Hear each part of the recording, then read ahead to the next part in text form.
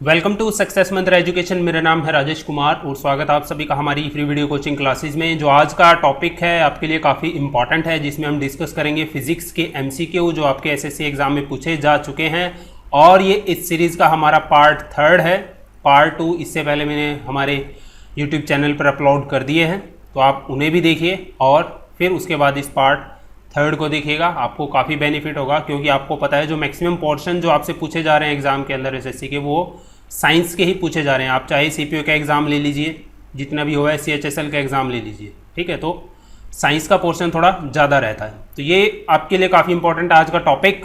और Facebook page को हमारे प्लीज़ लाइक करना ना भूलें, ताकि जो वीडियो की पीडीएफ है मैं आपको प्रोवाइड करवा सकूं। और साथ के साथ चैनल को ज़रूर सब्सक्राइब कीजिए, ताकि जो ऐसी ऐसी वीडियो हैं उसकी अपडेट आपके तक सबसे पहले पहुंच सके। और साथ में बेल आइकन को मत दबाना भूलिएगा। तो चलिए शुरू करते हैं आज की वीडियो। सो फर्स्ट क्वेश्चन है, first law of thermodynamics is normally related to. कि first law of thermodynamic normally किससे रिलेट करता है? Charles law, Newton laws of cooling, Boyle's law, law of conservation of energy. Charles law क्या होता है? Charles law क्या कहता है कि at constant volume, sorry at constant pressure, pressure आपका क्या रहेगा? कांस्टेंट। जो वॉल्यूम होगा फिक्स्ड मास ऑफ गैस का, वो आपका डायरेक्टली प्रोपोर्शनल होगा एब्सोल्यूट टेम्परेचर के। Means volume directly proportional to absolute temperature. ये कौन कहता है? Charles law. Newton law of cooling क्या कहता है? न्यूटन लॉ ऑफ कूलिंग कहता है कि the rate of cooling of a body is directly proportional to the temperature difference. जो टेम्परेचर डिफरेंस होगा उस बॉडी और उसकी सराउंडिंग का। बॉयल्स लॉ क्या कहता है? कि बॉयल्स लॉ कहता है कि एट कांस्टेंट टेम्परेचर, ध्यान रखना बॉयल्स लॉ में टेम्परेचर कांस्टेंट होगा। अब जो इसमें प्रेशर होगा फिक्स्ड मास ऑफ गैस का, वो आपका इनवर्सली प्रोपोर्शनल होगा इट्स वॉल्यूम के। Means P inversely proportional to its volume. Means P, यहां से आपकी इक्वेशन बनेगी PV इक्वल टू K। और law of conservation of energy, first law of thermodynamics आपका रिलेट करता है किससे? Law of conservation of energy. Option D है आपका राइट आंसर। मीन्स यदि हम किसी सिस्टम को कुछ अमाउंट ऑफ हीट देते हैं, तो उस हीट का हम क्या यूज़ कर सकते हैं? या तो हम कुछ एक्सटर्नल वर्क के लिए उसका यूज़ कर सकते हैं, ठीक है, या फिर उसकी जो इंटरनल एनर्जी है उसको इंक्रीज कर सकते हैं। आपने जो साइंस स्टूडेंट उन्होंने तो पढ़ रखी होगी इक्वेशन की D Q is equal to D U plus D W, जहाँ पे यू है आपका इंटरनल एनर्जी और डब्ल्यू है आपका वर्क डन, ठीक है। तो ये किससे रिलेट करता है? First law of thermodynamics, law of conservation of energy. Why white clothes are cooler as compare to black clothes. कि वाइट जो सफ़ेद कपड़े होते हैं वो आपके कंपैरेटिवली ठंडे होते हैं ब्लैक क्लॉथ्स, काले कपड़ों के मुकाबले। ऐसा क्यों? आपको पता है किरचॉफ लॉ पता होगा आपको, कि जो ब्लैक बॉडी होती हैं वो अच्छी एब्जॉर्बर होती हैं हीट का और अच्छी एमिटर भी होती हैं। तो उसको ध्यान में रखते हुए जो आपके वाइट कपड़े होते हैं वो हीट को क्या करते हैं? टोटली रिफ्लेक्ट करते हैं as compare to black clothes. क्योंकि जो काले कपड़े होते हैं वो हीट को क्या कर लेते हैं? एब्जॉर्ब कर लेते हैं। इसीलिए आपको क्या लगती है? गर्मी लगती है। तो इसका ऑप्शन क्या होगा? They reflect the whole light. So option B होगा इसका right answer. Earth is, earth एक बैड एब्जॉर्बर है हीट का, और यदि कोई चीज़ बैड एब्जॉर्बर है तो वो बैड एमिटर भी होगी, रेडिएटर भी होगी किसकी? हीट की। ऑप्शन डी है इसका right answer. At the highest value of black body radiation it's wavelength is. देखिए highest value of black body radiation में क्या होगा? आपका जो जितना ज़्यादा अमाउंट ऑफ हीट एब्जॉर्ब करेगी ब्लैक बॉडी, उतनी ज़्यादा अमाउंट ऑफ क्या होगा? टेम्परेचर आपका इंक्रीज होगा। अगर आपका टेम्परेचर इंक्रीज होगा तो फिर वेवलेंथ जो होगी वो क्या होगी? डिक्रीज होगी। ऑप्शन बी है इसका right answer, decrease with increasing temperature. The direction of flow between any two system depend upon,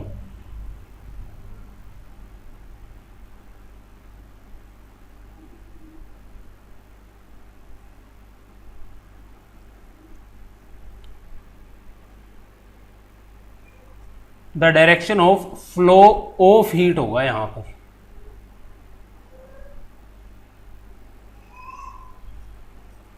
आपको पता है जो हीट फ्लो करती है आपकी, वो हाई टेम्परेचर से लो टेम्परेचर की तरफ क्या करती है, फ्लो करती है। तो इसको ध्यान में रखते हुए जो आपकी डायरेक्शन होगी फ्लो ऑफ हीट की, वो डिपेंड करे किसके, देयर इंडिविजुअल टेम्परेचर, सिस्टम के इंडिविजुअल टेम्परेचर पर। ऑप्शन सी होगा इसका right answer. The unit of Planck constant is, Planck constant की यूनिट क्या है? प्लैंक कांस्टेंट की यूनिट है आपकी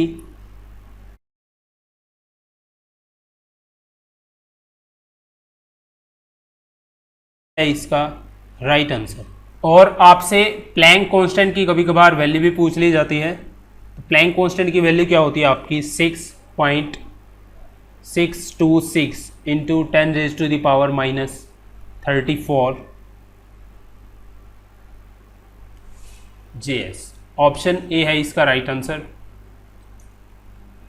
the dimensional formula of Planck constant H contain the dimension of. अब इसको क्वेश्चन को आपको सीखने से पहले सबसे पहले आपको जो प्लैंक क्वांटम थ्योरी है वो पता होनी चाहिए। अब प्लैंक क्वांटम थ्योरी क्या है? प्लैंक क्वांटम थ्योरी कहती है कि कोई भी एटम है या मॉलिक्यूल है, वो जो एनर्जी एमिट करता है, जो एमिट करता है या फिर एब्जॉर्ब करता है, इन फॉर्म ऑफ किस में करता है? पैकेट में। और इन पैकेट को हम क्या बोलते हैं? क्वांटा। क्या हो? UANTA quanta. तो प्लैंक क्वांटम थ्योरी क्या कहती है कि the energy of quantum E, जिसे हम E से डिनोट करते हैं, वो आपका डायरेक्टली प्रोपोर्शनल होती है किसके? इट्स फ्रीक्वेंसी के। Means E directly proportional to आपका फ्रीक्वेंसी V। सो यहां से आपका E बराबर हो जाएगा HV के। यहां पे H है आपका प्लैंक कांस्टेंट। सो H हो गया आपका E बाय में V। E आपकी क्या है? एनर्जी। और आपको पता है जो एनर्जी का जो डिमेंशनल फॉर्मूला होता है आपका M1L2T-2, ठीक है। और जो फ्रीक्वेंसी होती है उसका डायमेंशनल फॉर्मूला होता है आपका T-1। तो यहां पे मैं इसको पुट कर देता हूं T-1। तो यहां से जो आपका डायमेंशनल फॉर्मूला निकल कर आएगा वो आएगा M1L2 और T। ये माइनस ऊपर जाके प्लस हो जाएगा तो यहाँ पे -1 रह जाएगा। अब ये डायमेंशनल फॉर्मूला किसका होता है? देखिए जो एंगुलर मोमेंटम होता है, एंगुलर मोमेंटम की यूनिट होती है आपकी किलोग्राम मीटर स्क्वायर पर सेकंड। तो इसको मैं डायमेंशनल फॉर्मूले में कन्वर्ट करूंगा। किलोग्राम का मेरे को क्या लिखना पड़ेगा? M। मीटर स्क्वायर का मेरे को क्या लिखना पड़ेगा? लेंथ यानी कि L2। और सेकंड टाइम के लिए मेरे को क्या लिखना पड़ेगा? T। पर सेकंड है तो T ऊपर जाके आपका क्या हो जाएगा? -1, T-1। तो ML2T-1। यहाँ पे भी क्या है? ML2T-1। तो यहाँ पे आपका ऑप्शन बी होगा इसका राइट आंसर, एंगुलर मोमेंटम। अब white and smooth surface is, मैंने अभी आपको बताया था कि जो वाइट और स्मूथ सरफेस जो होगा वो आपका बैड एब्जॉर्बर होगा और गुड रिफ्लेक्टर होगा किसका? हीट का। So bad absorber and good reflector of heat. Option B है आपका right answer. Heat of reaction does not depend on, heat of the reaction doesn't depend on. देखिए जो किसी भी रिएक्शन की जो हीट होगी वो डिपेंड करेगी टेम्परेचर ऑफ रिएक्शन की, रिएक्शन का टेम्परेचर क्या है। जो फिजिकल स्टेट ऑफ प्रोडक्ट होगा और रिएक्शन होगी उस पर भी डिपेंड करती है। और रिएक्शन आपकी कैसे हो रही है कि कांस्टेंट प्रेशर पर या फिर कांस्टेंट वॉल्यूम पर, इस पर भी डिपेंड करती है। डिपेंड किस पर नहीं करती? कि जो आपका पाथ होगा by which final product is obtain. Option B है इसका right answer. Soldering of metal is possible due to the property of. देखिए जो सोल्डरिंग होती है दो मेटल की, वो किसकी वजह से होती है? जो सोल्डरिंग मेटल होती है हीट की वजह से वो क्या हो जाती है? पिघल जाती है। पिघलने से क्या होता है? कैपिलरी एक्शन के कारण जो पोर्स होते हैं दूसरी मेटल के, वो उसके अंदर चली जाती है, और जैसे ही वो ठंडा होता है तो आपका जो है बॉन्ड क्रिएट हो जाता है, जो आपकी मेटल होती है वो चिपक जाती हैं। सो ये किसकी वजह से होता है? कोहेशन की वजह से। सो ऑप्शन डी है इसका राइट आंसर, कोहेशन।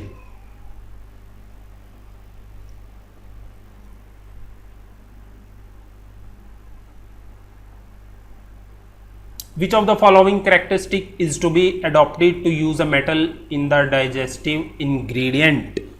So 11वां क्वेश्चन, इसका आंसर होगा आपका option C, high specific heat.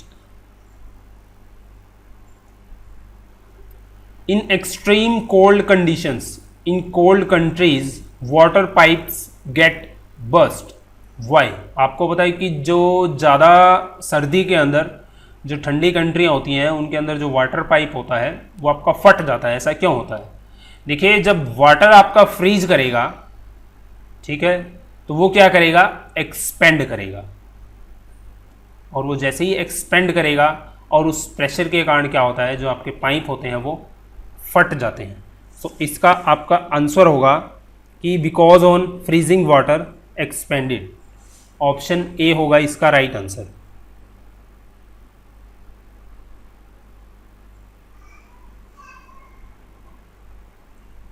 The freezing point of water is, freezing point of, कभी कभी आपसे फ्रेश वाटर है, ये यहाँ पे फ्रेश वाटर होगा। The freezing point of fresh water is भाई 0 degree Celsius, 0 degree Celsius. Option C है आपका right answer. In winter season water coming out from hand pumps is hot because, कि winter season के अंदर जो धरती के अंदर से पानी निकल कर आता है वो आपका गर्म होता है। ऐसा क्यों? देखिए सारा जो ये प्रिंसिपल है वो काम करता है किस पर? न्यूटन्स लॉ ऑफ कूलिंग पर। मैंने अभी आपको बताया था शुरू में। अर्थ क्या है? बैड कंडक्टर ऑफ हीट है, बैड एब्जॉर्बर ऑफ हीट है। सो जो टेम्परेचर का चेंज आता है वो कहाँ पे आता है? एटमॉस्फेयर में। जो पानी होता है उसका टेम्परेचर अर्थ के अंदर नियरली आप कह सकते हो कि सेम रहता है। सो जो वाटर, जब आपका विंटर सीजन होगा, सर्दी होगी, तो जो आपका टेम्परेचर बाहर होगा एटमॉस्फेयर का वो कम होगा एज कम्पेयर टू जो वाटर अंदर होगा धरती के उसके। ठीक है, तो जो वाटर बाहर आएगा वो आपको क्या लगेगा? गर्म लगेगा। लेकिन यदि बात करें गर्मियों की, तो गर्मियों में बाहर का टेम्परेचर आपका एटमॉस्फेयर का ज़्यादा होता है एज कम्पेयर टू जो वाटर अंदर होता है अर्थ के उस। सो जो वाटर बाहर आएगा वो आपको क्या लगेगा? गर्मियों में ठंडा। तो यही कारण है। सो यहाँ पे जो आपका ऑप्शन है B, inside the earth temperature is more than the atmospheric temperature, क्योंकि बात हो रही है विंटर सीजन की। सो ऑप्शन बी है इसका right answer. Lake freeze in cold country in winter leaving the water underneath at. देखिए आपको पता है कि जो ठंडी कंट्रियाँ होती हैं, ठंडे देश होते हैं, उनके अंदर जो लेक होती हैं वो जम जाती हैं। अब ऐसा तो नहीं होता कि जो सारी की सारी झील होती है वो पूरी की पूरी जम जाती है। झील का आप कह लीजिए जी कुछ पार्ट ऊपर वाला हिस्सा होता है जो जमता है, मान लीजिए इतना। ठीक है, तो यहाँ पे जो वाटर होता है आपका वो रहता है किस पर? 4 degree Celsius. So option C है इसका राइट आंसर, 4 डिग्री।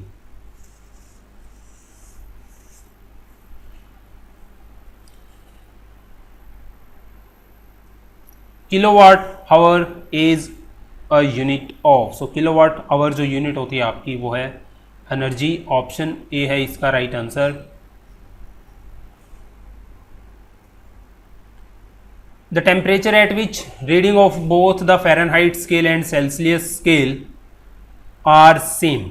मैंने आपको बताया था, आई थिंक ये पहले भी मैंने आपको बता रखा है, फ़ारेनहाइट स्केल और सेल्सियस स्केल जो होता है उसके बीच का relation F equal to -C + 32। So -40 degree जो टेम्परेचर होता है, ठीक है, उस पर जो आपके दोनों फ़ारेनहाइट और जो है सेल्सियस स्केल दोनों क्या देंगे? सेम रीडिंग देंगे। सो ऑप्शन बी होगा इसका right answer.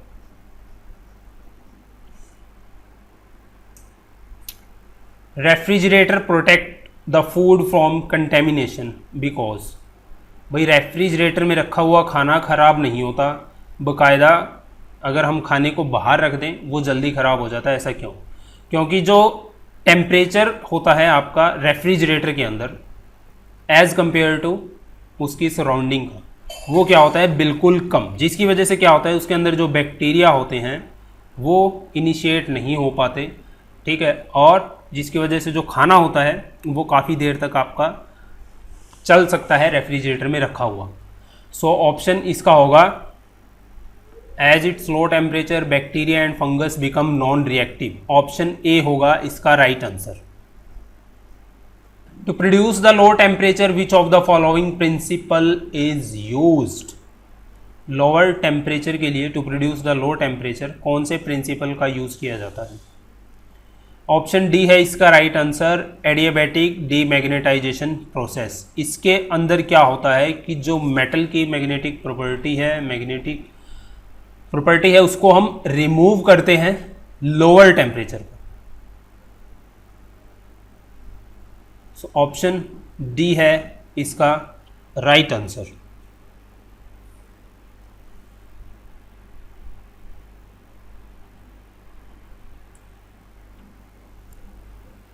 The rate of cooling depends upon which factor. मैंने अभी बताया था आपको कि जो रेट ऑफ कूलिंग होगा, न्यूटन्स लॉ ऑफ कूलिंग में बताया था, वो किस पे डिपेंड करेगा? जो temperature difference between body and its surrounding. Option A है आपका राइट आंसर। थर्म, डेम नहीं आएगा यहाँ पे, सॉरी टाइपिंग मिस्टेक है, थर्म आएगा, THERM। Therm is the unit of, therm किसकी यूनिट है आपको ये बताना है।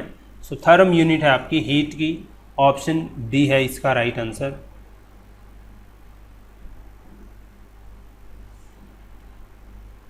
Y boiling point of water decrease with altitude, sorry why boiling point of water decrease with altitude. आपको पता है जो बॉइलिंग पॉइंट होता है वो इंक्रीज करता है यदि आपका प्रेशर क्या होता है, इंक्रीज होता है। लेकिन जैसे ही हम ऊंचाई पे जाते हैं तो वहाँ पे आपका जो एटमॉस्फेरिक प्रेशर होता है वो क्या होता है, लो होता है, जिसकी वजह से जो बॉइलिंग पॉइंट होता है फिर आपका वो क्या करता है, डिक्रीज करता है। तो यहाँ पे ऑप्शन होगा आपका B, due to low atmospheric pressure.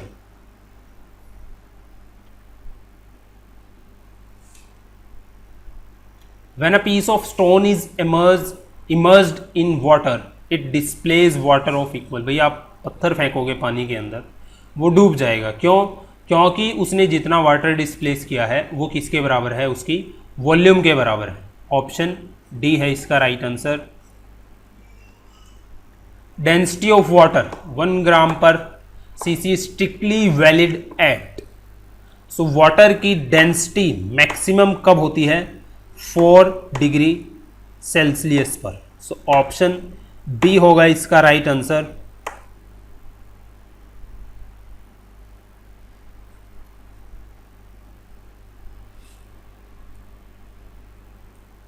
Y clouds are float in atmosphere. भैया आपको पता है जो बादल होते हैं वो जो पानी के छोटे छोटे मॉलिक्यूल्स होते हैं, पार्टिकल्स होते हैं, उनसे मिलकर बने होते हैं। सो उनकी जो डेंसिटी होती है वो काफ़ी क्या होती है, लो होती है, जिसकी वजह से वो क्या करते हैं, हवा में तैरते हैं। सो ऑप्शन इसका होगा आपका B, due to low density.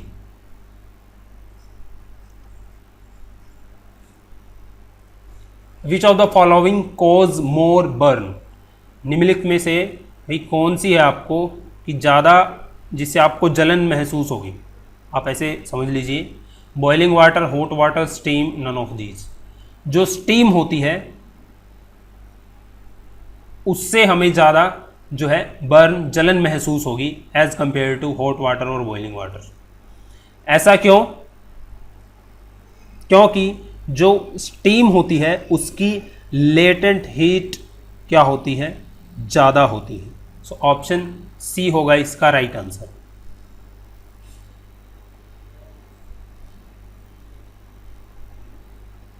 Due to horizontally motion of air transfer of heat is known as. देखिए हीट आपकी बेसिकली 3 प्रोसेस से ट्रांसफर होती है, कन्वेक्शन, कंडक्शन, रेडिएशन। कंडक्शन क्या होता है, रेडिएशन में तो डायरेक्ट जो रेडिएशन होगी उससे हीट ट्रांसफर होगी, ठीक है। कंडक्शन के अंदर क्या होता है, जो जिन पार्टिकल्स की वजह से हीट ट्रांसफर होती है वो आपके मूव नहीं करते एक प्लेस से दूसरे प्लेस में। हीट ट्रांसफर भी कैसे होती है, उनके वाइब्रेशन की वजह से। तो इसीलिए जो हीट ट्रांसफर होती है कंडक्शन की वजह से वो इरेगुलर होती है, और ये हमेशा किस में होती है, सॉलिड में। कन्वेक्शन के अंदर क्या होता है, जो हीट ट्रांसफर होगी आपकी वन प्लेस टू अनदर, वो जो किसकी वजह से होगी, जो पार्टिकल आपके मूव करेंगे from one place to another. तो पार्टिकल जब आपके one place to another move करते हैं तो एक जो आपका करंट क्रिएट हो जाता है जिसे हम कन्वेक्शन करंट बोलते हैं। और कन्वेक्शन से जो हीट ट्रांसफर होगी आपकी वो किस में होगी, हमेशा लिक्विड एंड गैस, ठीक है। और जब आपकी हॉरिजॉन्टली बात होगी, due to horizontal motion of air transfer of heat is known as, तो उसे हम बोलते हैं एडवेक्शन। ऑप्शन ए है इसका right answer, advection. Burns caused by steam are much more irritated than those caused by boiling water because, तो ये मैंने क्वेश्चन हमने अभी पीछे भी डिस्कस किया है कि सेम टेम्परेचर पर जो लेटेंट हीट होती है स्टीम की वो ज़्यादा होती है as compare to water. So option B होगा इसका राइट आंसर।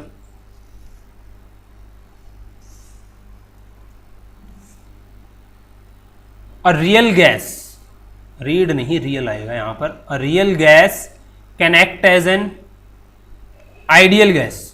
रियल गैस आपकी आइडियल गैस कब एक्ट करेगी, कौन सी कंडीशन पर एक्ट करेगी। सो ध्यान रखना, जो रियल गैस होगी वो आपकी एक्ट करेगी as a ideal gas at low pressure and high temperature. So option इसका होगा सी, right answer. Convection occurs out of the following, मैंने अभी आपको बताया था कन्वेक्शन किस में होता है, लिक्विड और गैस में। सो ऑप्शन बी है इसका right answer. Which of the following liquid contains highest rate of vaporisation. अब हाईएस्ट रेट ऑफ वेपोराइजेशन उस लिक्विड का होगा जिसका बॉइलिंग पॉइंट सबसे कम होगा, ये तो सिंपल सी बात है। अब बॉइलिंग पॉइंट देख लीजिए आप किसका कम है, बॉइलिंग पॉइंट जो केरोसिन ऑयल होता है उसका 150 से लेके 300 डिग्री सेल्सियस तक होता है। वाटर का बॉइलिंग पॉइंट सभी को पता है 100 डिग्री सेल्सियस, और जो अल्कोहल होता है उसका बॉइलिंग पॉइंट होता है 79 डिग्री सेल्सियस, और जो पेट्रोल होता है उसका बॉइलिंग पॉइंट होता है 95 डिग्री। सो देखिए किसका लो है, अल्कोहल का। सो ऑप्शन सी है आपका right answer. Cryogenic science is related to, भाई क्रायोजेनिक साइंस आपकी रिलेट करती है लो टेम्परेचर से। वैसे इंजन जो आपके लो टेम्परेचर पर काम करते हैं उन्हें हम क्रायोजेनिक इंजन बोलते हैं, जिसमें हम जो है लिक्विड हाइड्रोजन और ऑक्सीजन का हम यूज़ करते हैं। जैसे कि हमारे स्पेस जितने भी होते हैं शटल, ठीक है, वो किस पे काम करते हैं, सारी क्रायोजेनिक इंजन पर। सो ऑप्शन बी है इसका right answer, low temperature.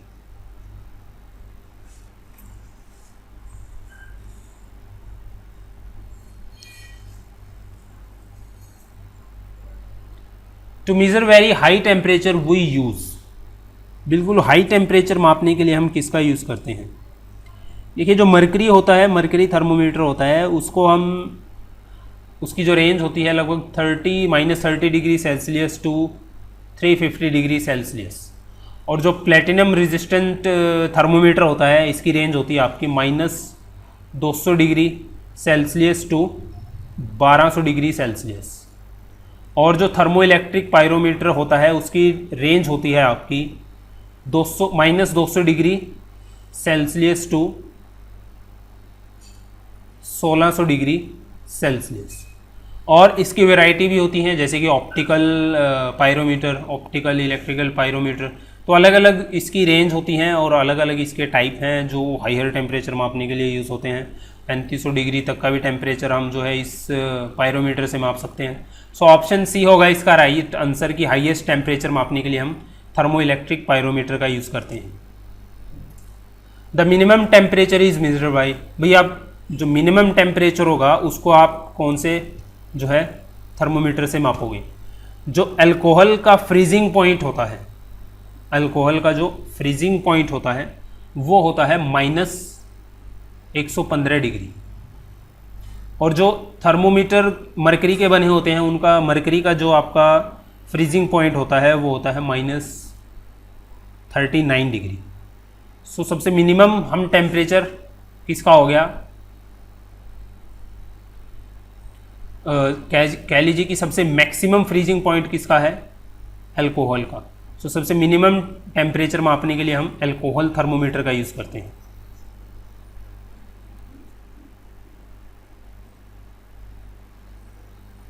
What determines the colour of star, ये आई थिंक क्वेश्चन मैं आपको पहले भी बता चुका हूँ पार्ट 1 या पार्ट 2 में। टेम्परेचर की वजह से ऑप्शन ए है आपका राइट आंसर।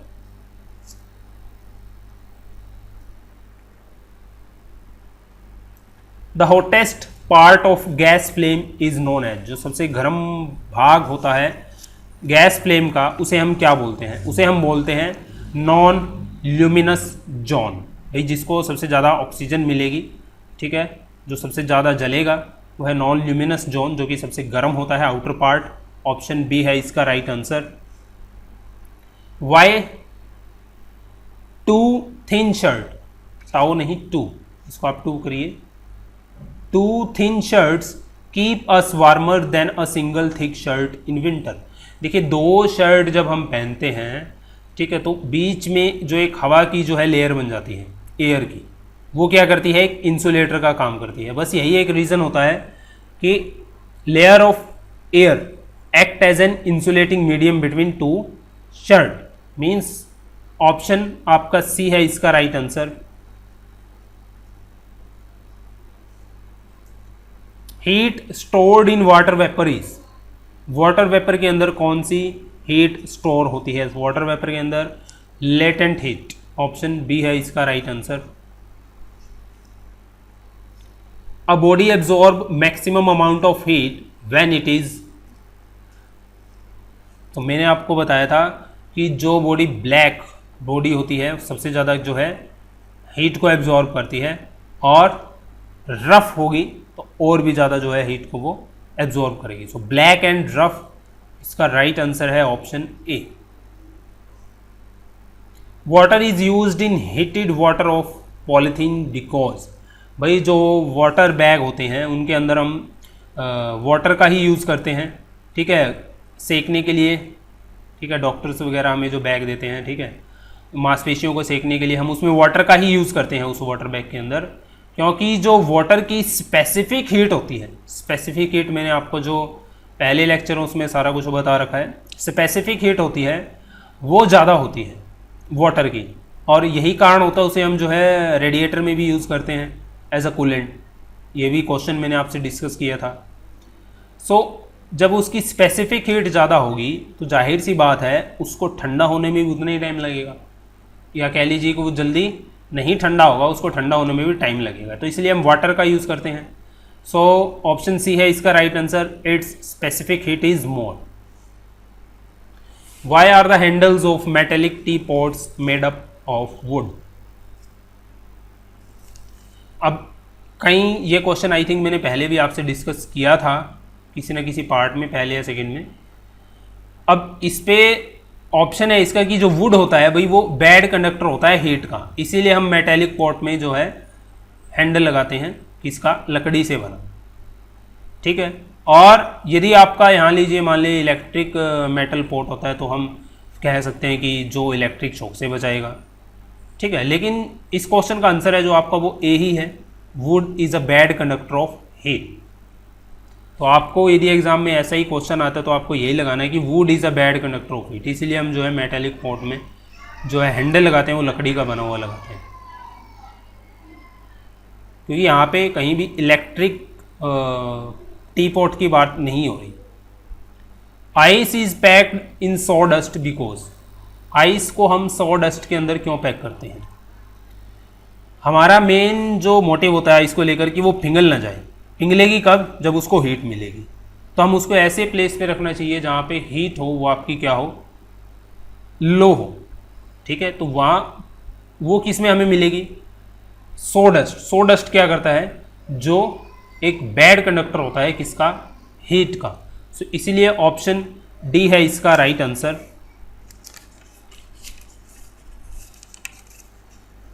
कि जो सोडस्ट है वो पुअर कंडक्टर है किसका, हीट का। Temperature inversion is, temperature inversion मैंने आपको जो फिजिकल जियोग्राफी का मेरा लेक्चर है उसमें बाकायदा डायग्राम पिक्चर दिखाकर मैंने आपको समझाया था। सो temperature inversion is positive lapse rate, negative lapse rate. Lapse rate क्या होता है, लैप्स रेट होता है कि जब हम जितने एल्टीट्यूड पे जाते हैं, मतलब कि जितना ऊपर जाते हैं उतना ही जो हमारा एयर होता है उसका टेम्परेचर क्या होता है, डिक्रीज करता है। इसी रेट को हम बोलते हैं लैप्स रेट। ठीक है, इसी रेट को हम बोलते हैं लैप्स रेट। अब लैप्स रेट आपका पॉजिटिव कब होगा, लैप्स रेट आपका पॉजिटिव कब होगा, टेम्परेचर इन्वर्जन। मीन्स जब आपका टेम्परेचर ऊपर जाने से क्या होगा, डिक्रीज होगा, तो पॉजिटिव होगा। और जीरो यानी कि कांस्टेंट टेम्परेचर रहेगा तब आपका जो लैप्स रेट होगा वो जीरो होगा। और ऊपर जाने से यदि आपका टेम्परेचर इंक्रीज करता है तब आपका लैप्स रेट क्या होगा, नेगेटिव होगा। बस ये ध्यान रखना। सो टेम्परेचर इन्वर्जन में आपका पॉजिटिव लैप्स रेट होता है। मीन्स ऊपर जाने पे जो आपका टेम्परेचर होता है वो क्या करता है, डिक्रीज।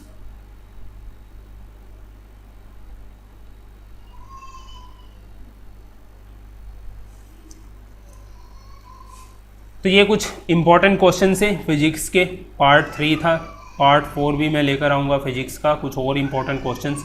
सो प्लीज़ चैनल को ज़रूर सब्सक्राइब कीजिए और इस वीडियो की PDF लेने के लिए हमारे फेसबुक पेज को विजिट कीजिए और उसको लाइक भी कीजिए, फॉलो भी कीजिए, ताकि जो और PDF मैं आपको देता रहूँ उसके जो नोटिफिकेशन है वो आप तक पहुँच सके। Thank you.